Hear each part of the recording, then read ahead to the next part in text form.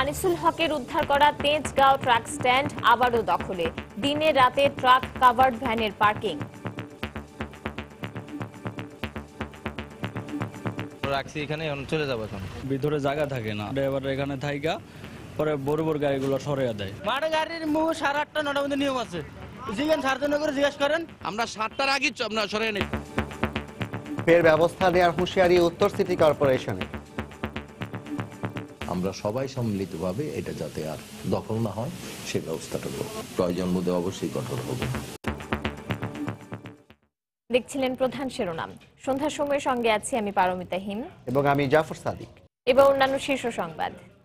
আল্লাহ আমাদেরকে মাফ করে দেন, আল্লাহ পুরো উম্মতকে মাফ করে দেন, আল্লাহ আপনি মাফ করবে না। বিশ্ব ইজতেমার আখেরি মোনাজাতে মুসলিম উম্মার শান্তি ও সমৃদ্ধি কামনা। পিতৃপথে মুসল্লিদের ঢল, পায়ে হেঁটেই বাড়ির পথে অনেকে। ঢাকা উত্তরের মেয়র নির্বাচনে বিএনপির মনোনয়নপত্র বিক্রি শুরু। দ্বিতীয় দিনের মতো আওয়ামী লীগের মনোনয়নপত্র সংগ্রহ। দল নয়, প্রার্থীর যোগ্যতাকেই গুরুত্ব দিচ্ছেন ভোটাররা। নির্বাচনী বছরে বিরোধী দলের হাতে আন্দোলনের অস্ত্র তুলে দিতেই সিপিডির নেতিবাচক রিপোর্ট। দেশকে পিছিয়ে দেওয়ার উদ্দেশ্য, মন্তব্য দুই মন্ত্রী। 7 কলেজের অধিভুক্তি বাতিলের দাবিতে ঢাকা বিশ্ববিদ্যালয়ের শিক্ষার্থীদের বিক্ষোভ। অপরিকল্পিত সিদ্ধান্তের দায় নিতে হবে প্রশাসনকেই, বলছেন শিক্ষাবিদরা। এবং ত্রিদেশীয় সিরিজে কাল মুখোমুখি বাংলাদেশ জিম্বাবুয়ে। সতীর্থদের ওপর পুরোপুরি আস্থা অধিনায়ক মাশরাফির, ধারাবাহিকভাবে ভালো করার প্রত্যাশা।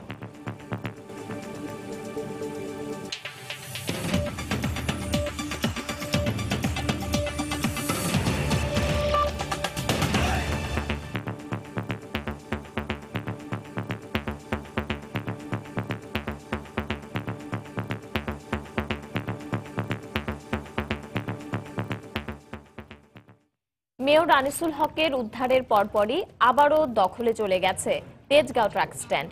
প্রতিদিন সন্ধ্যার পরপরই ট্রাক কাভার্ড ভ্যানের পার্কিং শুরু হয় তেজগাঁও 7 রাস্তা সড়কে, যা অব্যাহত থাকে দিনের শুরুর ভাগ পর্যন্ত। তবে সিটি কর্পোরেশনের পক্ষ থেকে আবারও হুঁশিয়ারি দিয়ে বলা হয়েছে, অবৈধ দখলের চেষ্টা হলে নেওয়া হবে কঠোর ব্যবস্থা। বিস্তারিত জানাচ্ছেন বেলায়েত হোসেন। 2015 সালের নভেম্বর মাসের শেষের কয়েকটি দিন দখলদারদের ইট পাটকেল আর পুলিশের টিয়ারশেল। তেজগাঁও 7 রাস্তার এই সড়কটিকে ট্রাকের কবল থেকে মুক্ত করার জন্য প্রাণপণ চেষ্টা মেয়র আনিসুল হকের। হয়েছেন অবরুদ্ধ, তবু শেষ পর্যন্ত সাহসিকতার সাথেই উচ্ছেদ করেছেন ট্রাক কাভার্ড ভ্যান আর জনসাধারণের জন্য উন্মুক্ত করে দিয়েছিলেন একটি পরিচ্ছন্ন সড়ক। সেই সড়কে আবারও শুরু হয়েছে অবৈধ দখলের মহোৎসব। পায়তারা চলছিল আনিসুল হকের মৃত্যুর পর থেকেই। তবে শনিবার সন্ধ্যার পর থেকে সড়কটিতে ট্রাকের আনাগোনা ছিল চোখে পড়ার মতো। একের পর এক ট্রাক কাভার্ড ভ্যান আসছে আর পার্কিং করছে নিয়ম ভঙ্গ করেই। কেউ কেউ ক্যামেরা দেখে দ্রুত সরিয়ে নেওয়ারও চেষ্টা করেছেন।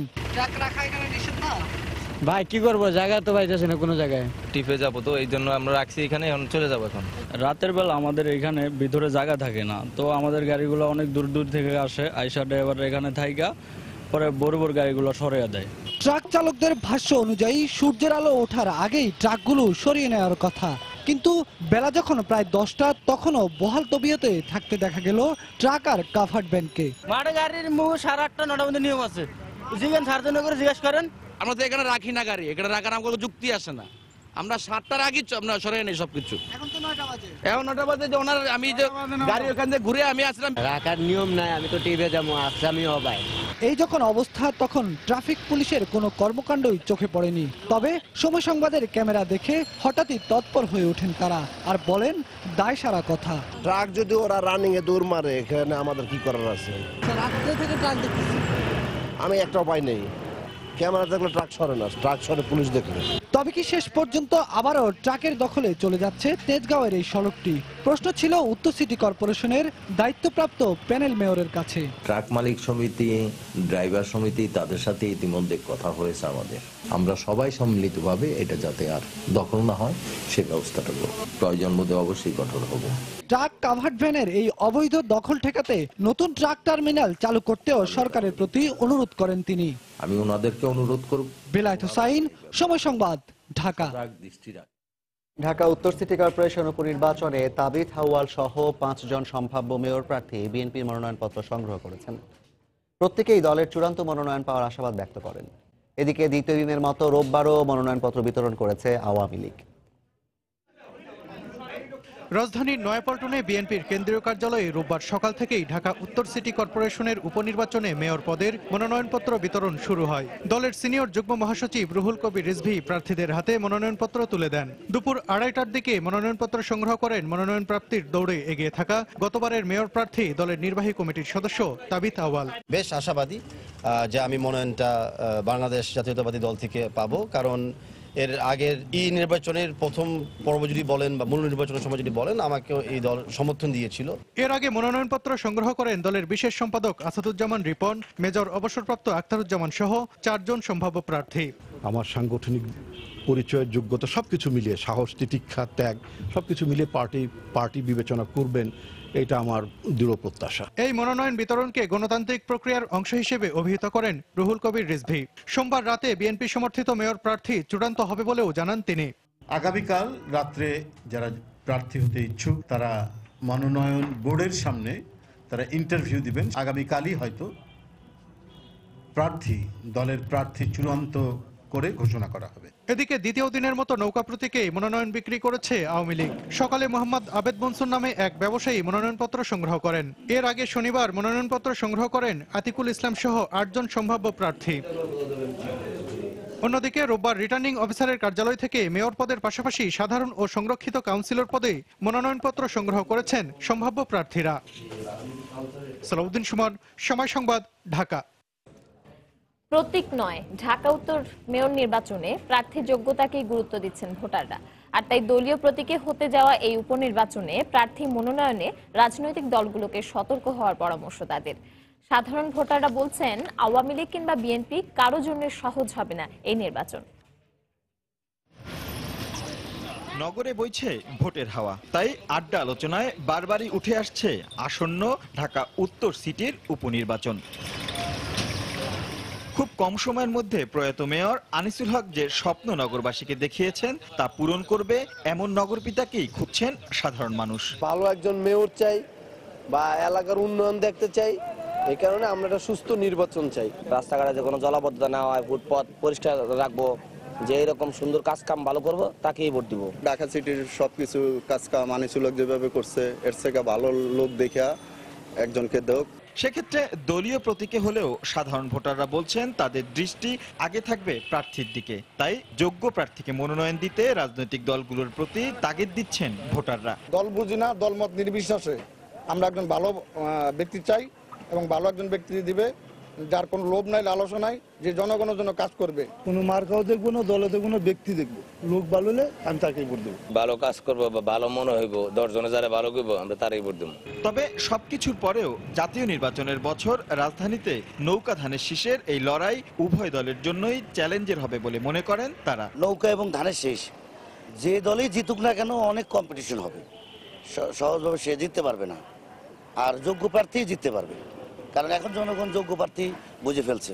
এই যে রাজনীতির প্রেক্ষাপট, এই প্রেক্ষাপটে এখন আওয়ামী লীগ বিএনপি বলেন দুনো দলের এটা চ্যালেঞ্জ।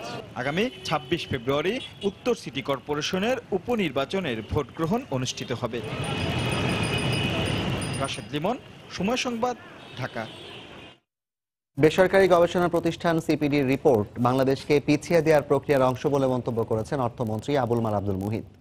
সকালে সচিবালয় মেট্রোপলিটন চেম্বার অব কমার্সের সঙ্গে এক বৈঠকে একথা বলেন অর্থমন্ত্রী। গতকাল প্রকাশিত সিপিডির এক রিপোর্টে অর্থ মন্ত্রণালয়ের দুর্বলতা ও ব্যর্থতাই দেশের অর্থনৈতিক ব্যবস্থাপনার দুর্বলতার কারণ বলে মন্তব্য করা হয়। I have a comment, and that is, it seems CPT is determined to sort of bring down Bangladesh. That's also rubbish. Rubbish because they had no comment when we had this অত বড় কেলেঙ্কারি যখন হলো, সারা দেশের অসম্মান যখন হলো, ওই যে সোনালির কি একটা, তখন they had no comment. এদিকে সিপিডির রিপোর্ট তথ্যভিত্তিক নয় মন্তব্য করে বাণিজ্যমন্ত্রী তোফায়েল আহমেদ বলেছেন, নির্বাচনী বছরে বিরোধী দলের হাতে আন্দোলনের অস্ত্র তুলে দিতে নেতিবাচক রিপোর্ট প্রকাশ করেছে গবেষণা প্রতিষ্ঠানটি। দুপুরে সচিবালয়ে কথা বলেন বাণিজ্যমন্ত্রী। একটা নির্বাচনের বছর, আমার প্রশ্ন হলো এইটা, সিপিডি যে কাজটা করলো এটা একটা আমাদের যারা বিরোধী তাদের হাতে একটা অস্ত্র তুলে দিল। কারণ নির্বাচনের বছর তিনি যত নেগেটিভ বলতে পারেন তারা সেই নেগেটিভ কথাগুলি সেখানে তারা বলেছেন। যে কথাগুলি বলেছেন এটা তথ্যভিত্তিক নয়, তিনি যতই গবেষণা করুন না কেন। সন্ধ্যার সময় আরো থাকছে। নড়াইলে আওয়ামী লীগ নেতা প্রভাস হত্যা মামলায় 9 জনের মৃত্যুদণ্ডাদেশ। অস্ত্র মামলায় মেহেরপুরের গাংনী পৌর মেয়রের 10 বছরের কারাদণ্ড। এবং 4G নেটওয়ার্কের নিলাম 13 ফেব্রুয়ারি। পরদিন থেকেই লাইসেন্স, মার্চ থেকে সেবা চালু।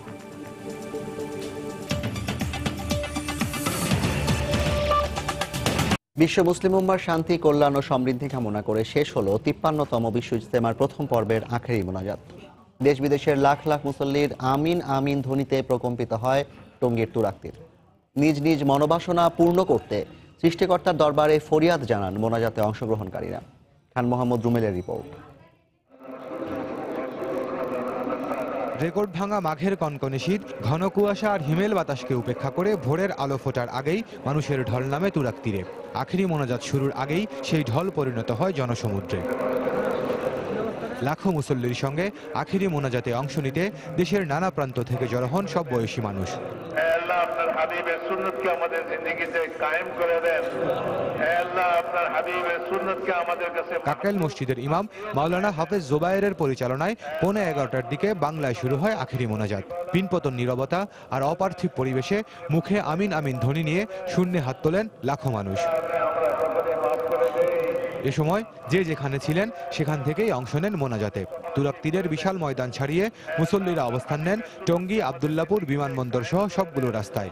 প্রায় 35 মিনিটের মোনাজাত শেষ হয় 11:15টায়। ফিতনা ফাসাদের জামানায় যে সমস্ত জিনিসের মধ্যে আমরা মাসগুল রয়েছি, এই সমস্ত জিনিস থেকে যেন আল্লাহ রাব্বুল আলামিন আমাদেরকে হেফাজত করেন। দেশ যেন ভালোভাবে শান্তিভাবে চলে, নিজে যেন ভালোভাবে চলতে পারি, দেশে সহিংসতা যেন না হয়। প্রত্যেক বছর যেন বাংলাদেশে যেন এটার আয়োজন হয়, এটা যেন বাইরে কোথাও না যায়। এবারে প্রথমবারের মতো আখেরি মোনাজাত হয় বাংলায়, আর এ নিয়ে অন্যরকম ভালো লাগা ছিল সবার অনুভূতিতে। বাংলা মোনাজাত আমাদের জন্য খুবই গুরুত্বপূর্ণ ছিল, যেটা আমাদের মনের চাহিদা ছিল। আল্লাহ রহম সেটা এবার আমরা পাইছি। খুব ভালো লাগছে আলহামদুলিল্লাহ যে বাংলা মোনাজাত করছে। তবে আমরা দোয়া করছি যাতে এই কাজ, নবীওয়ালা কাজ যাতে সারা বাংলায় ছড়িয়ে যায় এবং সারা বিশ্বে যাতে ছড়িয়ে পড়ে। খুব ভালো হয়েছে, সবাই বুঝতে পারছে, এবার সবাই ভালো বলছে যে না বাংলায় মোনাজাত করা ভালো হয়েছে। আগামী শুক্রবার শুরু হয়ে রোববার পর্যন্ত চলবে এবারের ইজতেমার দ্বিতীয় পর্ব। এর মধ্য দিয়ে শেষ হবে তাবলিগ জামাতের সবচেয়ে বড় আসর বিশ্ব ইজতেমার 53তম জমায়েত। বিশ্ব মুসলিম উম্মার শান্তি, সমৃদ্ধি ও কল্যাণ কামনায় শেষ হলো 53তম বিশ্ব ইজতেমার প্রথম পর্ব। আখিরি মোনাজাতে আল্লাহর দরবারে হাত তুলে লাখো মুসলমান প্রার্থনা করলেন অতীতের পাপ থেকে মুক্তি এবং সামনের দিনগুলোতে ইসলামের বিধিবিধানের আওতায় চলার শক্তি, এবং সকল মুসলমান যেন ভেদাভেদ ভুলে একত্রিত হয়ে থাকতে পারেন সেই প্রার্থনা করলেন সবাই। খান মোহাম্মদ রুমেল, সময় সংবাদ, বিশ্ব ইজতেমা ময়দান, টঙ্গী। প্রধানমন্ত্রী শেখ হাসিনা গণভবন থেকে বিশ্ব ইজতেমার আখেরি মোনাজাতে অংশ নেন। প্রধানমন্ত্রীর সঙ্গে মোনাজাতে অংশ নেন তার পরিবারের সদস্যরা, আওয়ামী লীগের প্রেসিডিয়াম সদস্য সাজিদা চৌধুরী, সাবেক পররাষ্ট্রমন্ত্রী দীপু মনি সহ আওয়ামী লীগের কেন্দ্রীয় নেতৃবৃন্দ ও প্রধানমন্ত্রী কার্যালয়ের ঊর্ধ্বতন কর্মকর্তারা। মোনাজাতে দেশে অব্যাহত শান্তি, অগ্রগতি ও কল্যাণ এবং মুসলিম উম্মার ঐক্যের জন্য প্রার্থনা করা হয়। এদিকে ভোরের তুরাগমুখী জনস্রোত বিপরীতমুখী হয় মোনাজাতের শেষের সঙ্গে সঙ্গেই। জনসমুদ্র রূপ নেয় মহাপ্লাবনে। এ সময় বাস, ট্রেন ও নৌযান কোথাও ছিল না তিল ধারণের ঠাঁই। সব পথেই ছিল ইজতেমা ফেরত মুসল্লির ঢল। আখেরি মোনাজাত শুরুর আগ পর্যন্ত টঙ্গীর তুরাগ তীরমুখী জনস্রোত বিপরীতমুখী হয় মোনাজাত শেষের সঙ্গে সঙ্গেই। তবে সড়ক পথে যানবাহন কম থাকায় হেঁটেই রওনা দেন অনেকে। লক্ষ্য যখন মহান রবের তুষ্টি, তখন শত বিড়ম্বনায়ও মিলেছে প্রশান্তি। যতটুকু হেঁটে যাওয়া যাবো, আর যতটুকু গাড়িতে যাওয়া যাবে যাবো।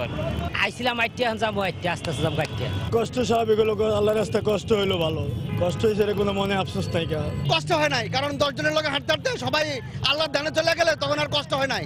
মোনাজাতের পরে আসলে এনার্জি বাইরে গেছে, কোনো সমস্যা হবে না। হারা রাত হারা দিন হাঁটলেও কোনো সমস্যা হবে না ইনশাআল্লাহ। ঘরে ফিরতে অনেকেই বেছে নেন রেলপথ। মোনাজাতে অংশগ্রহণের জন্য স্পেশাল ট্রেন ছিল 19টি। তারপরও আন্তনগর সহ প্রতিটি ট্রেনের বগি থেকে শুরু করে ছাদ কোথাও ছিল না সামান্য জায়গা। কিছুটা দুর্ভোগ পোহালেও মোনাজাতে অংশ নেয়ার তৃপ্তিতে সব ক্লান্তি যেন বিলীন। এইটাকে আমাদের কোনো কষ্ট মনে হচ্ছে না, আরো আনন্দ লাগতেছে। বলছি আল্লাহর কাছে যে আল্লাহ আমাদের মা বাপ সকলের গুণগাতা মাফ করো। মুসলমানেরা একে অপরকে উপর হিংসা করে না, বিভেদ করে না, তারা ভাই ভাই। ভ্রাতৃত্ববোধ আর সৌহার্দ্যে বদলে যাক প্রতিটি মানুষ, বদলে যাক সারা বিশ্ব। ইসলামের এই মর্মবাণী দিয়ে শেষ হলো এবারের বিশ্ব ইজতেমার প্রথম পর্ব। 3 দিন মাঠে অবস্থান করে দিনের দাওয়াত পৌঁছে যাক প্রতিটি ঘরে ঘরে। আখেরি মোনাজাতে এমন প্রার্থনাই করেছেন ধর্মপ্রাণ মুসলমানরা। বিমানবন্দর এলাকা থেকে কামরুজ্জামান মামুন, সময় সংবাদ, ঢাকা। 5 দিনের ব্যক্তিগত সফরে ঢাকায় পৌঁছেছেন ভারতের সাবেক রাষ্ট্রপতি প্রণব মুখার্জি। বিকেল 4টার দিকে শাহজালাল আন্তর্জাতিক বিমানবন্দরে পৌঁছে তাকে বহনকারী বিমানটি অবতরণের পর লাল গালিচায় তাকে স্বাগত জানান পররাষ্ট্রমন্ত্রী AH মাহমুদ আলী। বিমানবন্দরে নেমে দেশবাসীকে নতুন বছরের শুভেচ্ছা জানান প্রণব মুখার্জি। 5 দিনের এই সফরে বাংলা একাডেমিতে আয়োজিত আন্তর্জাতিক বাংলা সাহিত্য সম্মেলনের সমাপনীতে যোগ দেবেন তিনি। এছাড়া চট্টগ্রাম বিশ্ববিদ্যালয়ের একটি অনুষ্ঠানেও যোগ দেওয়ার কথা রয়েছে তার। ব্যক্তিগত সফর শেষে আগামী বৃহস্পতিবার তার ভারতে ফিরে যাওয়ার কথা রয়েছে।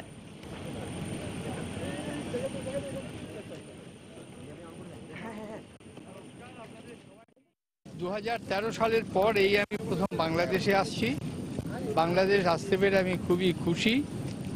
4-5 দিন থাকবো। আশা করি আপনাদের সঙ্গে দেখা হবে। সবাইকেই আমার ইংরেজির নতুন বছরের শুভেচ্ছা জানাচ্ছি। সবাই ভালো থাকুন। 7 কলেজের অধিভুক্তি বাতিলের দাবিতে বিক্ষোভ সহ নানা কর্মসূচি পালন করেছে ঢাকা বিশ্ববিদ্যালয়ের শিক্ষার্থীরা।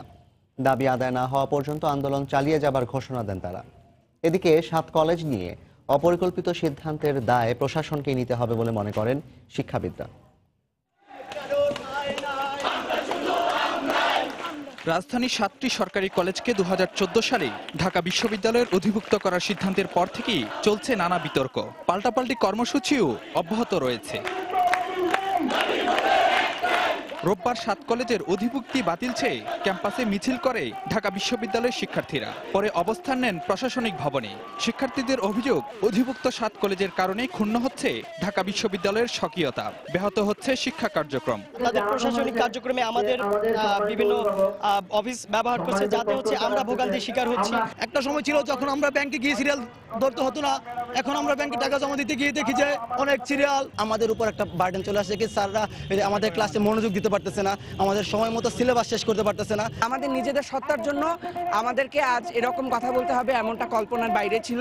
যেখানে আমাদের প্রশাসন আমাদের নিজেদের দায়িত্ব নিতে পারে না, সেখানে 7 কলেজের দায়িত্ব কিভাবে নেই আমরা বুঝতে পারি না।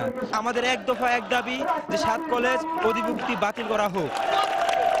বিক্ষুব্ধ শিক্ষার্থীদের শান্ত করার চেষ্টা করেন বিশ্ববিদ্যালয়ের প্রক্টর ও উপাচার্য। বিশ্ববিদ্যালয়ের মর্যাদা রক্ষায় সতর্ক থাকা হবে বলেও জানান উপাচার্য। বিশ্ববিদ্যালয় সেটা নিশ্চিতভাবে এই দায়িত্ব পালন করবে, যাতে আমাদের শিক্ষার্থীদের যে একাডেমিক এবং তাদের সামগ্রিক জীবনযাপনের উপরে কোনো নেতিবাচক প্রভাব অন্য একটি গ্রুপের কারণে না পড়ে, কারণ এটা হলো বিশেষভাবে নির্বাচিত কতগুলো শিক্ষার্থী। তবে উপাচার্যের আশ্বাস প্রত্যাখ্যান করে নিজেদের দাবির পক্ষে রাজু ভাস্কর্যের সামনে সড়ক অবরোধ করে প্রায় 2 ঘণ্টাব্যাপী সমাবেশ করেন আন্দোলনকারীরা। এ সময় সোমবার ক্লাস বর্জন কর্মসূচি ঘোষণা করেন তারা।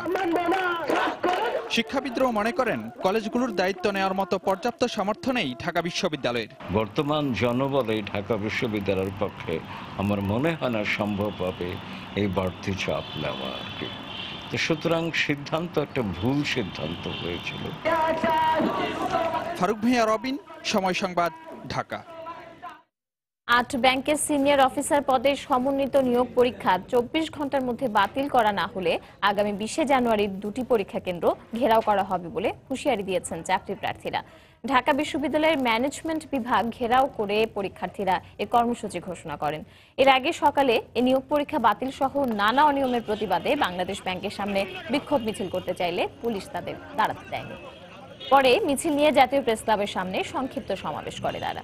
এ সময় সমন্বিত পরীক্ষা বাতিল, ব্যাংকার্স সিলেকশন কমিটি পুনর্গঠন ও বিভাগীয় শহরে পরীক্ষা কেন্দ্র করার দাবি জানান বিক্ষোভকারীরা। এ সময় তারা অভিযোগ করেন দেশের ব্যাংক খাতকে মেধাশূন্য করতে একটি চক্র অপচেষ্টা চালিয়ে যাচ্ছে।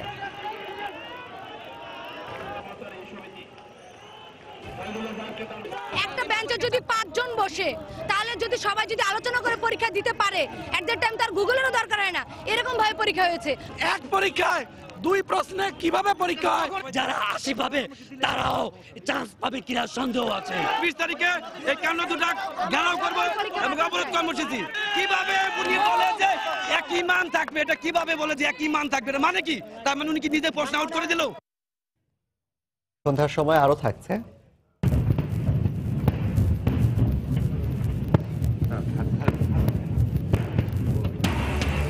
নোয়াখালীর স্বর্ণদ্বীপে সেনাবাহিনীর ত্রিমাত্রিক শীতকালীন মহড়া, প্রতীকী অপারেশনের শত্রুর দখল থেকে পুনরুদ্ধার।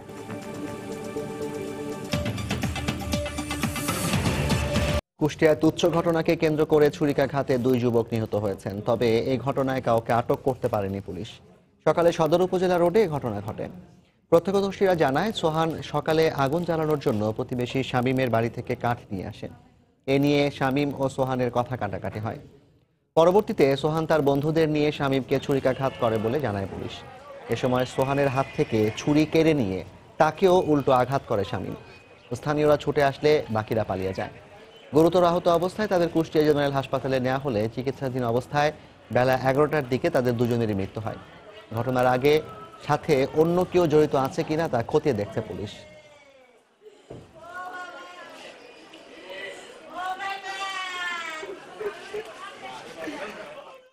দুজন যুবককে এলোপাতারি কোপের আঘাতে আহত অবস্থায় হাসপাতালে নিয়ে আসা হয়। দ্রুত চিকিৎসার স্বার্থে তাদেরকে অপারেশন থিয়েটারে নিয়ে চিকিৎসা শুরু করা হয়, কিন্তু দুর্ভাগ্যজনকভাবে আঘাতের পরিমাণ অতিরিক্ত হয় এবং অতিরিক্ত রক্তক্ষরণের কারণে তাদের মৃত্যু ঘটে। নড়াইলের আওয়ামী লীগ নেতা প্রভাস রায় হত্যা মামলায় সাবেক চেয়ারম্যান সহ 9 জনের ফাঁসির রায় দিয়েছেন আদালত। দুপুরে খুলনা দ্রুত বিচার ট্রাইব্যুনালের বিচারক এম.এ. রব হাওলাদার এ রায় দেন। রায়ে বাদীপক্ষ সন্তোষ প্রকাশ করলেও ন্যায্য বিচার না পাওয়ার দাবি আসামি পক্ষের। খুলনা থেকে তরিকুল ইসলামের পাঠানো তথ্য ছবি নিয়ে ডেস্ক রিপোর্ট। মামলার বিবরণে বলা হয়, রাজনৈতিক বিরোধকে কেন্দ্র করে নড়াইলের ভদ্রবিলা ইউনিয়ন পরিষদ আওয়ামী লীগের সভাপতি প্রভাস রায়ের সঙ্গে বিরোধ চলছিল শহীদুর রহমানের। এরই জের ধরে 2017 সালের 1 ফেব্রুয়ারি মিরপাড়া বাজারে প্রভাস রায়ের ওপর হামলা করে প্রতিপক্ষের লোকজন। গুরুতর অবস্থায় তাকে উদ্ধার করে যশোর সদর হাসপাতালে নেয়ার পথে তার মৃত্যু হয়। এ ঘটনায় নিহতের স্ত্রী বাদী হয়ে 9 জনের নাম উল্লেখ সহ অজ্ঞাত আরও 5-7 জনের বিরুদ্ধে হত্যা মামলা দায়ের করেন। মামলার চার্জশিট দাখিলের পর সাক্ষ্য প্রমাণ শেষে অভিযুক্ত 9 আসামির মৃত্যুদণ্ডাদেশ দিলেন আদালত। কেউ হাত ধরেছে, কেউ পাও ধরেছে, সব লোকে সমানভাবে দোষী এবং সন্দেহভাবে প্রমাণ করতে সমর্থ হয়। সবার যে সর্বোচ্চ শাস্তি হয়েছে যে আমরা রাষ্ট্রপক্ষে অত্যন্ত সন্তোষজনক। রায় দ্রুত কার্যকরের দাবি জানিয়েছেন নিহতের স্বজনরা। যত তাড়াতাড়ি এদের ফাঁসিটা যাতে কার্যকরী হয়, এদের ফাঁসিটা যাতে হয় খুব তাড়াতাড়ি, আমি এটা আশা করব। তবে ন্যায় বিচার পাননি বলে দাবি করেছেন আসামি পক্ষের আইনজীবী। বিজ্ঞ ট্রাইব্যুনাল যে রায় দিয়েছেন, আমরা মনে করি যে ন্যায় বিচার ব্যাহত হয়েছে এবং আমরা মনে করি যে উচ্চ আদালতে এই আসামির অবশ্যই খালাস পাবে, আমরা বিশ্বাস করি এবং আমরা অবশ্যই উচ্চ আদালতে যাব এই রায়ের বিরুদ্ধে। তদন্ত শেষে গত 22 ফেব্রুয়ারি অভিযুক্ত 9 জনের বিরুদ্ধে আদালতে চার্জশিট জমা দিয়েছিলেন তদন্তকারী কর্মকর্তা ভবতোষ রায়।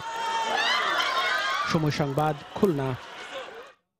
মার্চ মাসেই 4র্থ প্রজন্মের মোবাইল নেটওয়ার্ক সেবা 4G চালু হতে যাচ্ছে দেশে। এ লক্ষ্যে 13 ফেব্রুয়ারি আবেদনকারী প্রতিষ্ঠানগুলোর অংশগ্রহণে অনুষ্ঠিত হবে নিলাম। দুপুরে এক সংবাদ সম্মেলনে তথ্য জানান বিটিআরসি চেয়ারম্যান শাহজাহান মাহমুদ। তিনি জানান, 4G লাইসেন্স প্রদান কার্যক্রম শুরু হবে 14 ফেব্রুয়ারি থেকেই। 4G লাইসেন্সের অ্যাপ্লিকেশন যাচাই বাছাই করার কাজ কাল থেকে শুরু হবে এবং আমরা মনে করছি আগামী ফেব্রুয়ারির 13 তারিখে যেদিন অকশন হবে অ্যারাউন্ড ওই সময়ই আমরা লাইসেন্সটা দিয়ে দেবো। ওই একই সময় যদি ফেব্রুয়ারির ভিতরে তার স্পেকট্রাম নিয়ে নেয় তাহলে আমরা মার্চের মাঝামাঝি কিংবা মার্চের শেষ নাগাদ আমরা আশা করতে পারবো যে প্রাথমিক পর্যায়ে তাদের রোল আউটটা আর কি প্রাথমিক পর্যায়ে আমরা। রাজধানীর পশ্চিম নাখালপাড়ার রুবি ভিলায় নিহত 3 জঙ্গির মধ্যে একজনের পরিচয় পাওয়া গেছে।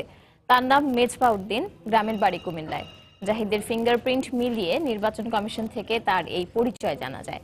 র্যাব জানায়, নাখালপাড়ায় রুবি ভিলায় জঙ্গি বিরোধী অভিযানে জাহিদ নামে 2টি পরিচয়পত্র পাওয়া যায়। পরিচয়পত্র দুটিতে ছবি এক থাকলেও অন্যান্য তথ্যে ভিন্নতা পাওয়া যায়। পরবর্তীতে তার প্রকৃত পরিচয় উদ্ঘাটনে র্যাব অনুসন্ধান শুরু করে। পরে ফিঙ্গারপ্রিন্টের মাধ্যমে মূল পরিচয় উদ্ঘাটন করতে পারে র্যাব সদস্যরা। এদিকে পরিচয় নিশ্চিত হওয়ার পর জিজ্ঞাসাবাদের জন্য মেজবার বাবা, মা, ভাই ও স্ত্রীকে কুমিল্লা থেকে ঢাকায় আনা হচ্ছে।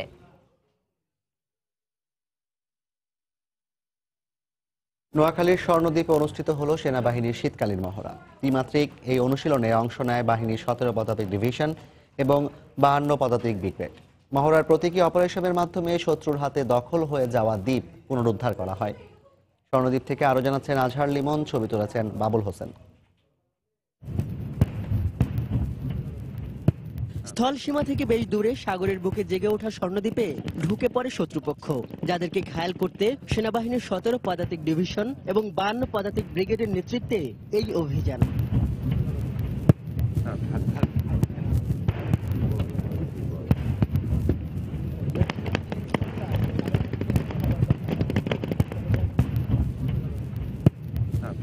অপারেশন ব্যাঘ্র থাবা নামের এই প্রতীকী অভিযানের শুরুতেই প্রযুক্তির মাধ্যমে দ্বীপে শত্রুপক্ষের অবস্থান শনাক্ত করা হয়। বিভিন্ন দলে বিভক্ত হয়ে একযোগে চলে ট্যাঙ্ক, আর্মড ভেহিকেল এবং অন্যান্য আর্মড সার্ভিসের হামলা।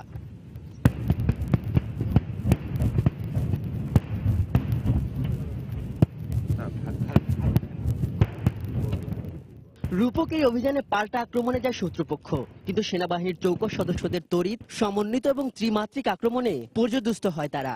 মেঘনার অববাহিকায় জেগে ওঠা চরে ফের সার্বভৌম প্রতিষ্ঠা করে বাংলাদেশ। মনোজ্ঞ এই মহড়ায় উপস্থিত ছিলেন 17 এবং 33 পদাতিক ডিভিশনের ঊর্ধ্বতন কর্মকর্তারা। আধুনিক সমরাস্ত্রে সজ্জিত 50 মিনিটের সমন্বিত মহড়ায় অংশ নেয় সেনাবাহিনীর পদাতিক, গোলন্দাজ এবং সাজোয়া সদস্যরা।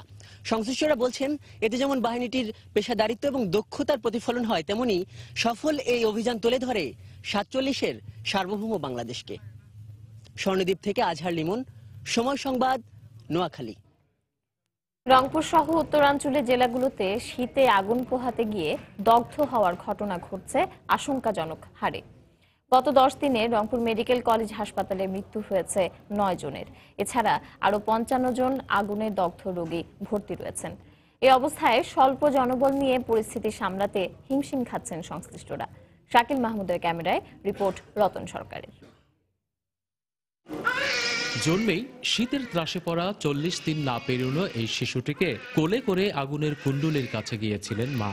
বেখেয়ালে সে আগুন কাপড়ে ধরে যায়, বুঝে ওঠার আগেই পুড়ে যান নিজে, পুড়ে যায় শিশুটি।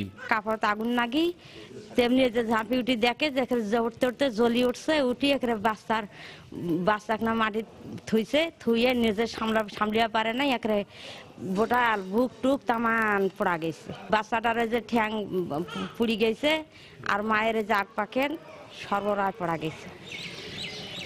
রেকর্ড ভাঙা শীতের কবল থেকে বাঁচতে খড়কুটোর আগুনই ভরসা উত্তর জনপদের লাখো অভাবী মানুষের। একটুখানি উষ্ণতার আশায় বরফ শীতল শরীর আগুনে পোহাতে গিয়েই পুড়ছে এবং মরছে অনেকে। মানে গর্ভবতী অবস্থায় ছিল, পেটের ব্যথা বাসার সময় একাই আগুন ধরাইছিল, ওই মনে করেন ওই আগুনের থাকিয়ে এই কাহিনী। যখন পুরোটা আগুন লাগছে সেমন একটা চিৎকার মারছে, চিৎকার মারার পর মনে গায়ে চাদর ছিল, চাদর দিয়ে বাড়ি মারছে, মনে করেন নিভাইতে পারে নাই। দগ্ধ মানুষের চিকিৎসার একমাত্র ভরসা রংপুর মেডিকেল কলেজ হাসপাতালের বিশেষায়িত এই বার্ন ইউনিট, যার শয্যা সংখ্যা 13। কিন্তু গত 2 সপ্তাহে গড় ভর্তি রোগীর সংখ্যা 55। স্বল্প জনবল, তার উপর বিভাগীয় প্রধানের টানা 10 দিনের অনুপস্থিতি সংকটে ফেলেছে দগ্ধ মানুষের চিকিৎসা সেবা। আমাদের সকাল ডিউটির পরেও আমরা আরিফ নামে একজনকে আমরা ডাকে নিয়ে আসি ড্রেসিং করার ব্যবস্থা করাচ্ছি। আমরা চলছি মোটামুটি ভাবে চেষ্টা করতেছি। উনি ছুটিতে আছেন, উনি ইন্ডিয়া গেছেন 10 দিনের ছুটিতে। উত্তরের রংপুর সহ এই অঞ্চলে এবার পড়েছে রেকর্ড ভাঙা শীত, আর তা থেকে বাঁচতে আগুন পোহাতে গিয়ে মানুষের দগ্ধ হবার ঘটনা ঘটছে প্রতিদিন। রতন সরকার, সময় সংবাদ, রংপুর। উৎসবমুখর পরিবেশে আন্তর্জাতিক বাংলা সাহিত্য সম্মেলনের দ্বিতীয় দিন কাটিয়েছেন 2 বাংলার লেখকরা। বাংলা একাডেমিতে আয়োজিত এই সম্মেলনে অংশ নেন বাংলাদেশ ভারতের 300-র বেশি লেখক। তারা বলেন, এই আয়োজন বাংলাভাষী লেখকদের মিলন মেলায় পরিণত হয়েছে। ভাষা সংস্কৃতি এগিয়ে নিতে এই আয়োজন গুরুত্বপূর্ণ ভূমিকা রাখবে বলেও প্রত্যাশা তাদের। ভিন্ন দেশ একই ভাষা, আর সেই ভাষাকে কেন্দ্র করে বহু ভাবনার বহু ধারা মিলেছে এবার একই প্রাঙ্গণে। লক্ষ্য সখ্য সৌহার্দ্য আর সৃজন বিনিময়। বাংলাভাষী ৩০০-র অধিক লেখকের অংশগ্রহণে সাহিত্য সম্মেলনের দ্বিতীয় দিনও ছিল উৎসব মুখর। প্রচণ্ড আনন্দ নিয়ে আমরা সবাই এসেছি যে আমাদের ভাষা নিয়ে চর্চা, আমাদের সাহিত্য নিয়ে চর্চা, আমাদের ইতিহাস নিয়ে চর্চা, তার মধ্যে বিষাদ রয়েছে, আনন্দ রয়েছে, অনেক রকমের গাঁথা রয়েছে। সেই গাঁথার গল্প শুনতে আমরা সবাই এসেছি। যোগাযোগটা তো দরকার, এবং এই যোগাযোগের কারণে এখনকার তরুণতম লেখকদের সঙ্গে বন্ধুত্ব হয়েছে। তারা লেখা পাঠান, তারা বই পাঠান। বিশ্ব মানব হবি যদি কায়মনে বাঙালি হওয়া, এই প্রতিপাদ্যকে সামনে নিয়ে ৩ দিনব্যাপী আন্তর্জাতিক বাংলা সাহিত্য সম্মেলন অনুষ্ঠিত হচ্ছে। এই আয়োজনের মধ্য দিয়ে বাংলা ভাষার সাহিত্য চর্চা আরো গতিময় হয়ে উঠবে এমন প্রত্যাশা অংশগ্রহণকারীদের। ৭০০ কোটি মানুষের ভিন্ন সংস্কৃতি, ভিন্ন জাতিসত্তার ভিন্ন সাহিত্য থাকতে পারে, কিন্তু সেটা মানব কল্যাণে নিয়োজিত হোক এবং আমরা সবাই বিশ্ব মানব হয়ে উঠি। বাংলা সাহিত্যের লেখক অনুরাগী এক জায়গায় হয়ে আলোচনা করেন, মত বিনিময় করেন, তাহলে আমাদের সাহিত্যের বর্তমান অবস্থা সম্পর্কে আমরা একটা ধারণা পাব। সেই সঙ্গে পরস্পর মত বিনিময়ের মাধ্যমে যোগাযোগটা দৃঢ় হবে। সকালে নির্ধারিত সেমিনারে অংশ নেন বাংলাদেশ ও ভারতের লেখকরা। সাহিত্যে দেশভাগের অভিঘাত বিষয়ে আলোচকরা বলেন, দেশভাগে সাধারণ মানুষের অমানবিক ইতিহাস বাংলা সাহিত্যে উঠে এসেছে যথাযথভাবে। শনিবার এই আয়োজনের দ্বার উন্মোচন করেন প্রধানমন্ত্রী শেখ হাসিনা। সোমবার এই সাহিত্য সম্মেলনের জবানিকা টানবেন ভারতের সাবেক রাষ্ট্রপতি প্রণব মুখার্জি। তরিকুল ইসলাম সৌরভ, সময় সংবাদ, ঢাকা। শীর্ষ সংবাদ জানিয়ে দিচ্ছি আরেকবার। মেয়র আনিসুল হকের উদ্ধার করা তেজগাঁও ট্রাক স্ট্যান্ড আবারও দখলে, ফের ব্যবস্থা নেওয়ার হুঁশিয়ারি উত্তর সিটি কর্পোরেশনের। আল্লাহ আমাদেরকে মাফ করে দেন, আল্লাহ পুরো উম্মতকে মাফ করে দেন, আল্লাহ আপনি মাফ করবে না। বিশ্ব ইজতেমার আখেরি মোনাজাতে মুসলিম উম্মার শান্তি ও সমৃদ্ধি কামনা। ফিরতি পথে মুসল্লিদের ঢল, পায়ে হেঁটেই বাড়ির পথে অনেকে। ঢাকা উত্তরের মেয়র নির্বাচনে বিএনপির মনোনয়নপত্র বিক্রি শুরু। দ্বিতীয় দিনের মতো আওয়ামী লীগের মনোনয়নপত্র সংগ্রহ, দল নয় প্রার্থীর যোগ্যতাকেই গুরুত্ব দিচ্ছেন ভোটাররা। নির্বাচনী বছরে বিরোধী দলের হাতে আন্দোলনের অস্ত্র তুলে দিতেই সিপিডির নেতিবাচক রিপোর্ট। দেশকে পিছিয়ে দেওয়াই উদ্দেশ্য, মন্তব্য 2 মন্ত্রী। এবং 7 কলেজের অধিভুক্তি বাতিলের দাবিতে ঢাকা বিশ্ববিদ্যালয়ের শিক্ষার্থীদের বিক্ষোভ। অপরিকল্পিত সিদ্ধান্তের দায় নিতে হবে প্রশাসনকেই, বলছেন শিক্ষাবিদরা। এই ছিল সন্ধ্যার সময়। যে কোনো খবর পেতে ভিজিট করুন সময়নিউজ.tv আর সঙ্গে থাকুন সময়।